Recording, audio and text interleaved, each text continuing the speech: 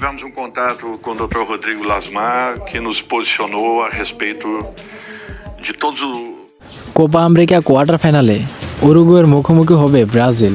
এই ম্যাচটি অনুষ্ঠিত হবে বাংলাদেশ টাইম 7 তারিখ সকাল 7টায়।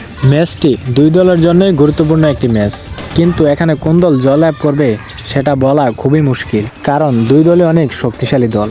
তবে ব্রাজিলের জন্য একটা দুঃসংবাদ আছে, সেই ম্যাচটিতে ভিনিসিয়াস জুনিয়র খেলতে পারবেন না 2টা হলুদ কার্ড খাওয়ার কারণে। তাই এই ম্যাচটি ব্রাজিলের জন্য অনেক কষ্টদায়ক হবে। ব্রাজিল সমর্থকরা নেইমার জুনিয়রকে অনেক মিস করতেছে। তাই ডরিবল জুনিয়র যখন বাইরে বের হয়েছিল তখন ভক্ত সমর্থকরা তাকে প্রশ্ন করেছিল নেইমার জুনিয়র কবে মাঠে নামবে।